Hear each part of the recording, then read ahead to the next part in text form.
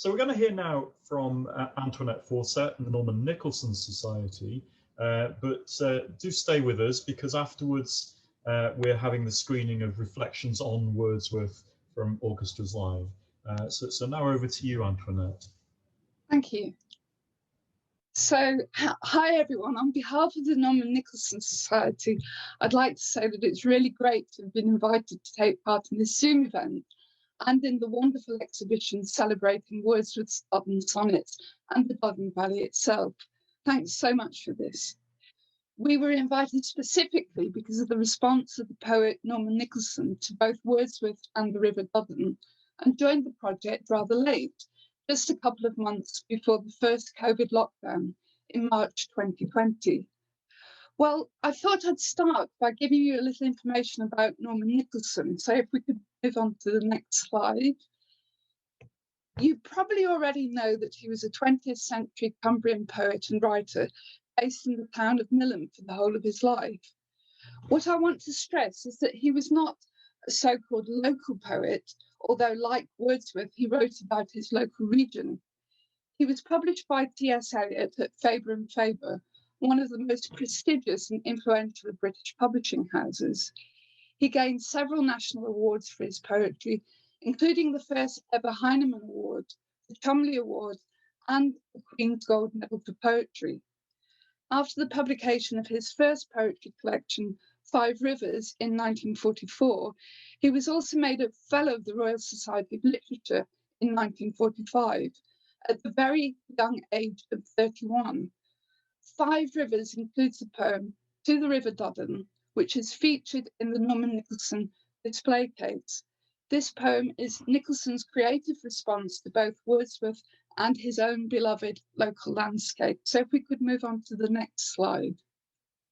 So this is a copy of To the River Dudden, and it's an important copy of it because it's the one published by the trustees of Dove Cottage, the forerunners of Wordsworth Grasmere, in a booklet that marked the bicentenary of Wordsworth's birth. Nicholson had two pieces in this book, in fact. So this poem, beautifully printed on a clear double-page spread, and a short essay on Wordsworth and the modern poet, in which Nicholson describes the revolutionary effect that Wordsworth's poems had on the development of English poetry. To the River Dudden is a deeper, more personal response to Wordsworth, and shows traces of Nicholson having to grapple against Wordsworth's influence, as well as it being a beautiful tribute to the poet he called the Old Man.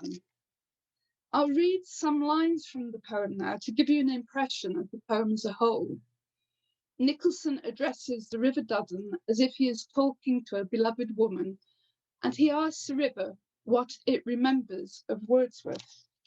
And he says, I wonder, Dudden, if you still remember an oldish man with a nose like a pony's nose, broad bones, legs long and lean, but strong enough to carry him over Hardknot at 70 years of age. He came to you first as a boy with a fishing rod and a hunk of Antison's bread and cheese in his pocket, walking from Hawkshead across Walmer. Then as a middle-aged rider landlord with a doting sister and a pension on the civil list, who left his verses gummed to your rocks like lichen, the dry and yellow edges of a once green spring. He made a guidebook for you from your source, there where you bubble through the moss on rhinos, among the ribs of bold and bony fells, with screes scratched in the turf like grey scabs. So then the poem follows the river downstream, as we've seen in many of the artworks as well, to the Duddon estuary in one continuous, vivid sentence until it reaches the marshes and the sands. The real tribute to Wordsworth comes in the final section of the poem. But first, Nicholson has a little quarrel with the older poet, explaining that the Duddon is an industrial river, as well as one that is fresh and ever renewing. Nicholson was thinking of the iron industry at Millom, and also of the 18th century Duddon Ironworks, an early iron furnace. He was very aware of the pollution that this industry caused. And he says, Wordsworth wrote, remote from every taint of sordid industry.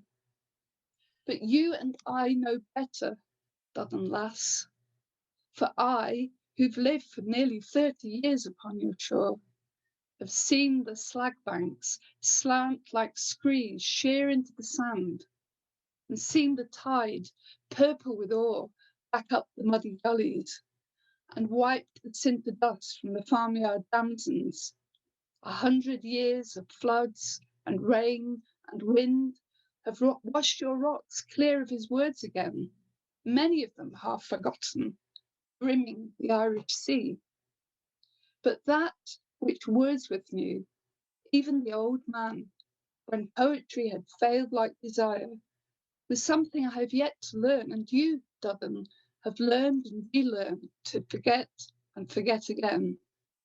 Not the radical, the poet and heretic, to whom the waterfalls shouted and the fells were like a blackboard for the scrolls of God, but the old man, inarticulate and humble, knew that eternity flows in a mountain beck, the long cord of the water, the shepherd's numerals that run upstream through the singing decades of dialect.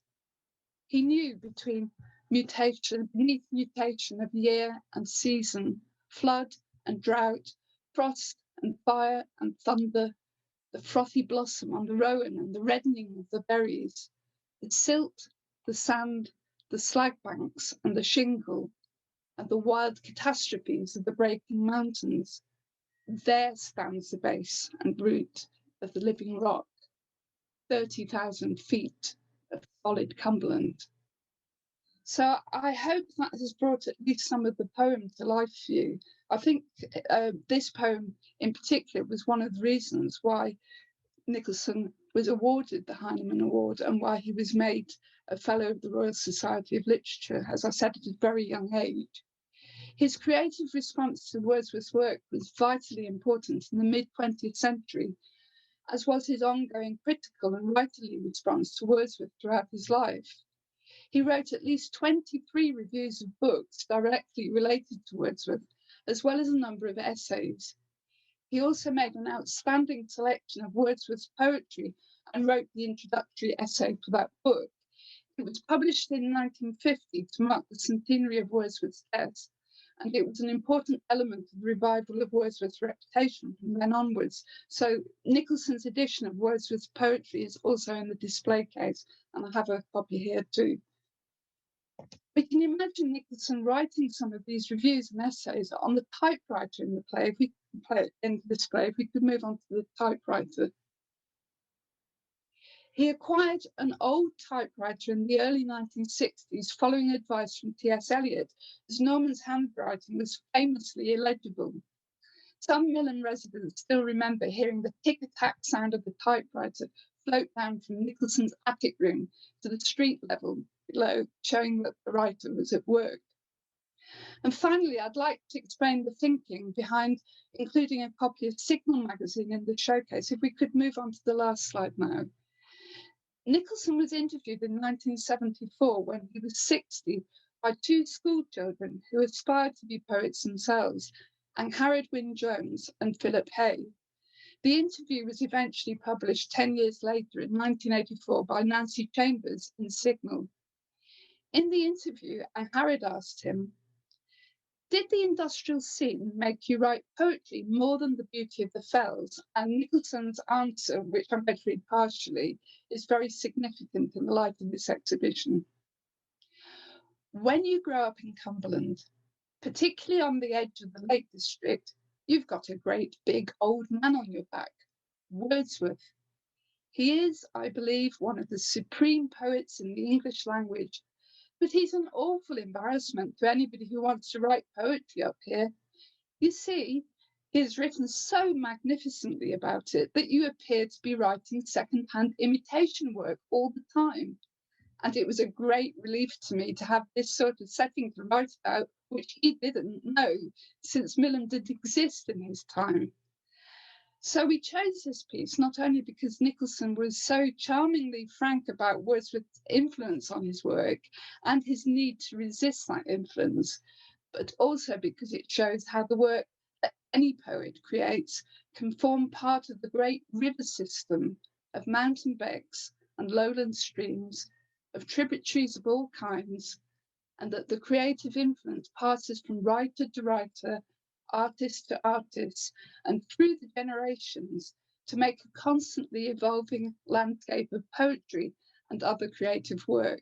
And I thought I'd finish with a little surprise at this point, because I tried to work out what became of the two children who interviewed Nicholson in later life. Well, I discovered that Philip Hay is now a doctor, not a poet, and Anne Harrod Wynne-Jones is now based in Australia. I tracked her down, wrote her an email, and this is what she answered. Dear Antoinette, great sleuthing. Yes, I interviewed Norman as a young girl. The environment remains an abiding concern for me. It seems we don't change much over the years.